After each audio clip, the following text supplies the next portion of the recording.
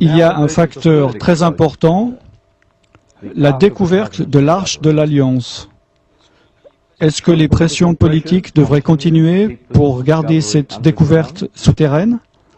Pourquoi est-ce que cet objet d'art est-il si explosif? Jouerait-il un rôle dans les événements à venir? Y a-t-il une connexion entre l'Arche de l'Alliance et les événements qui devraient bientôt se dérouler sous le nouvel ordre mondial? L'Arche de l'Alliance était le symbole de la présence de Dieu. Sur cette boîte, il y avait un couvercle, connu sous le nom de propitiatoire ou également siège de la miséricorde. Cette boîte ou cette arche était couverte d'or, alors que le couvercle et les anges attachés étaient en or pur.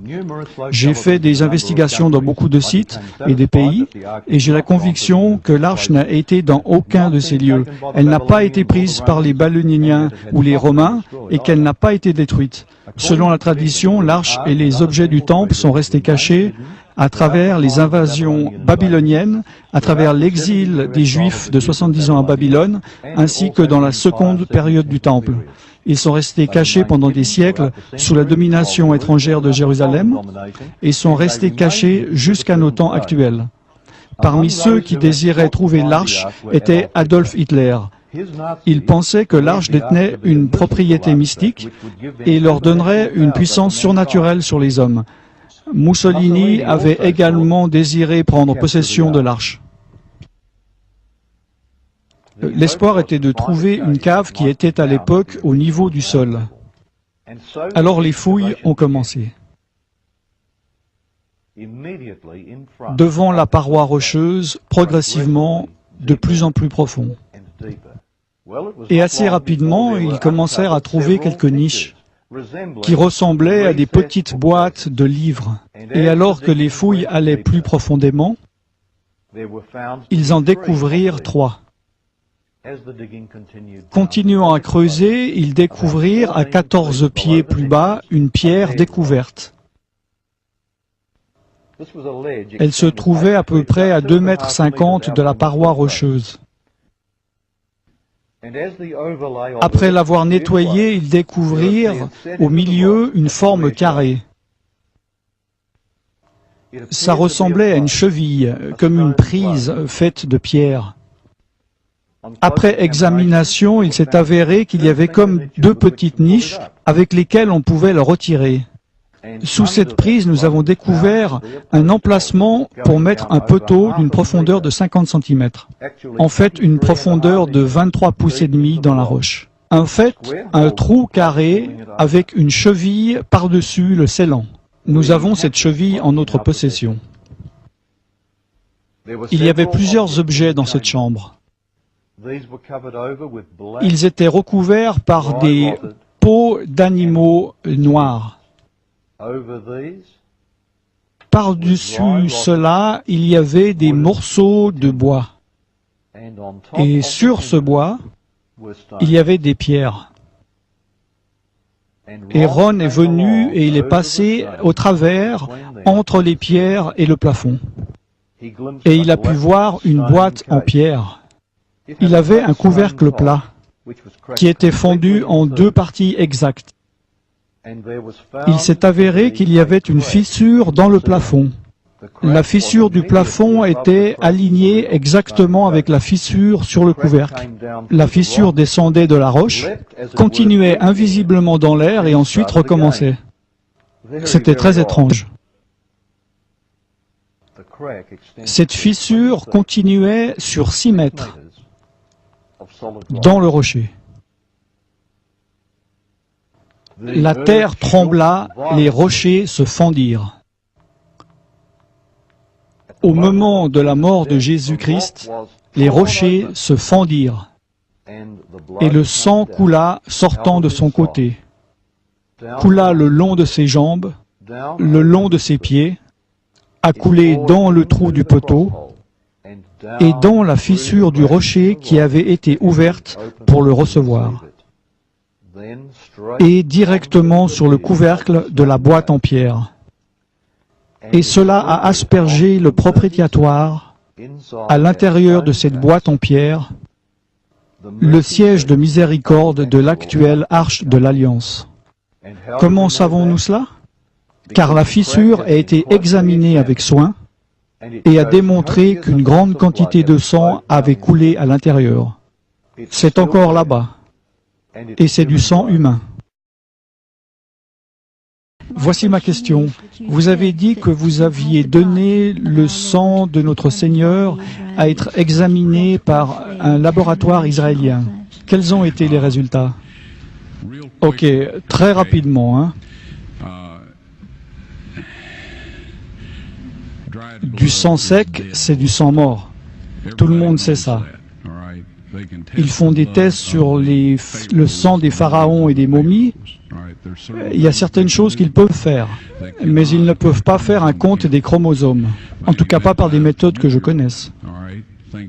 Tout est en évolution, mais moi je ne dis pas que je connais tout. Néanmoins, à ma connaissance, il est impossible de connaître le nombre de chromosomes depuis du sang séché. On peut retirer de l'ADN, mais pas des chromosomes. Cela concerne les globules blancs. Tout d'abord, dans cette analyse, j'ai pris le sang et je l'ai amené dans un laboratoire en Israël. Je me suis renseigné avec un de mes collègues où se trouvait un bon laboratoire, digne de confiance. Ils m'ont dit, là-bas c'est bien, donc j'ai dit ok. J'ai dit, prenez ce sang, s'il vous plaît, et analysez-le, et dites-moi, qu'est-ce que vous pouvez m'en dire? Ils m'ont dit, on va le reconstituer, on va le mettre à température ambiante, pendant 72 heures, on va le mettre dans une douce centrifugeuse. J'ai dit, super, ça c'est votre affaire, mais moi j'aimerais être là quand vous l'analyserez. Donc je suis revenu, ils l'ont analysé et ils m'ont dit, bon c'est du sang humain, ça on peut le dire avec certitude. Ils ont fait les tests appropriés. Alors je leur ai dit, prenez un peu des cellules blanches pour une analyse et gardez-le à la température du corps pour 48 heures. Ils m'ont dit, ça sert à rien car le sang est mort. Je leur ai dit, est-ce que, s'il vous plaît, vous pouvez quand même le faire? Et ils ont dit, ok, on le fera. J'ai dit, je veux être là quand vous le retirez et que vous l'examinerez. Je suis revenu, ils l'ont sorti, ils l'ont examiné, ils l'ont mis sous microscope. Et un technicien en a appelé un autre. Ils ont appelé leur patron. Ils parlaient en hébreu ensemble. Ils m'ont regardé et m'ont dit, Monsieur Wyatt, ce sang ne contient que 24 chromosomes. Vous voyez, chacun d'entre nous en avons 46. 23 de votre mère, 23 de votre père, 22 autosomes de votre mère, 22 autosomes de votre père. Vous avez un X de votre mère et vous pouvez avoir un X ou un Y de votre père. Ce sang avait 23 chromosomes du côté de sa mère, un chromosome Y seulement. Voyez-vous, un enfant ne pourrait pas se développer s'il n'avait pas les autosomes de sa mère. Donc toutes ces caractéristiques physiques avaient été déterminées du côté de sa mère, ses autosomes. Son côté mâle a été déterminé par ce Y qui est venu d'une source qui n'était pas d'un mâle humain.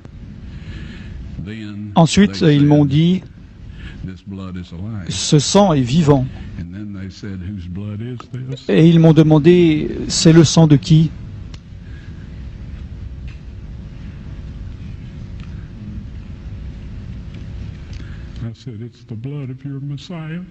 J'ai dit, c'est le sang de votre Messie.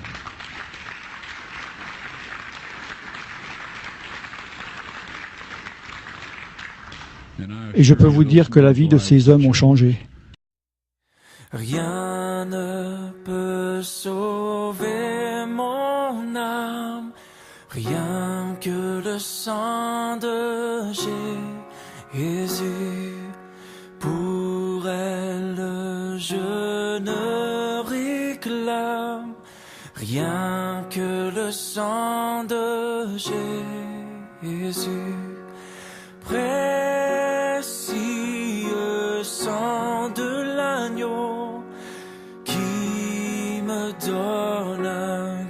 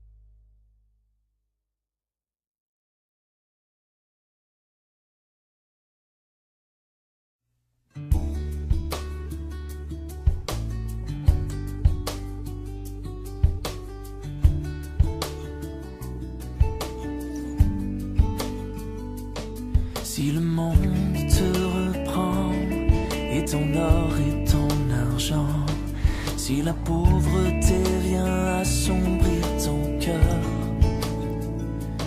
souviens-toi que Dieu là-haut prend soin des petits oiseaux. Abandonne tes fardeaux à ton sauveur. Laisse-les, laisse-les, laisse tes fardeaux aux pieds de ton sauveur. Si tu crois sans défaillir, il saura te secourir. Abandonne tes fardeaux à ton sauveur.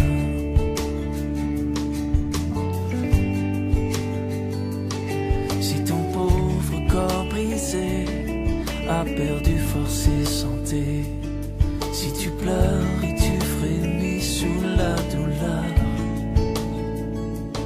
Jésus sait, il veut bénir, Jésus sauve, il veut guérir. Abandonne tes fardeaux à ton sauveur. Laisse-les, laisse-les, laisse tes fardeaux aux pieds de ton sauveur. Si tu crois sans défaillir, il saura te secourir. Abandonne tes fardeaux à ton sauveur.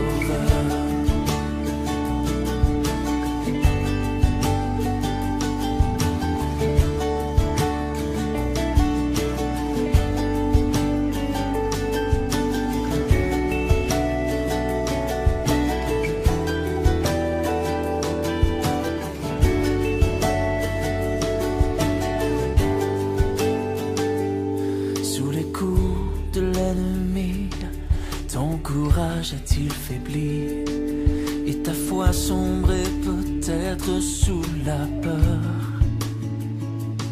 Souviens-toi que Dieu ton Père aime exaucer les prières. Abandonne tes fardeaux, ton Sauveur. Laisse-les, laisse-les, laisse tes fardeaux ton sauveur. Si tu crois sans défaillir, il saura te secourir. Abandonne tes fardeaux à ton sauveur. Laisse-les, laisse-les, laisse tes fardeaux aux pieds de ton sauveur. Si tu crois sans défaillir, il saura te secourir. Abandonne tes fardeaux